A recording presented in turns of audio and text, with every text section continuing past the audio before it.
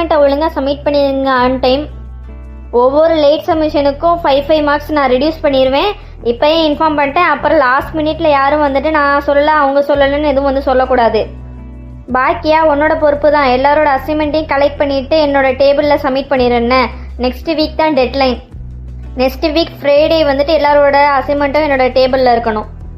டெஸ்ட்டை கேன்சல் பண்ணிவிட்டு அசைன்மெண்ட் கொடுத்துருக்கேன். இதை தாண்டி என்னால் வேறு எந்த இதுவும் பண்ண முடியாது.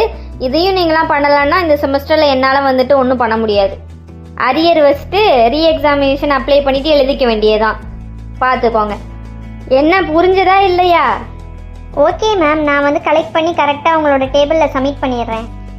அசைன்மெண்ட்டுக்குள்ளே கொஸ்டின் என்னன்னு மட்டும் சொல்லிடுங்க மேம், நான் வந்து கிளாஸ்க்கு சர்க்குலேட் பண்ணிடுறேன். சரி நீனும் மற்றவங்கள மாதிரி மெதுவாக தான் பதில் சொல்கிற. இந்த ஆமான்னு சொல்கிறதுக்கு வந்துட்டு உனக்கு இவ்வளோ டைம் ஆகுது. ஐயோ அப்படி இல்லை மேம், நீங்கள் ஃபுல்லாக சொல்லி முடிக்கிற வரைக்கும் கொஞ்சம் வெயிட் பண்ணேன், அவ்வளோதான். என்ன இல்லை பாக்கியா சரி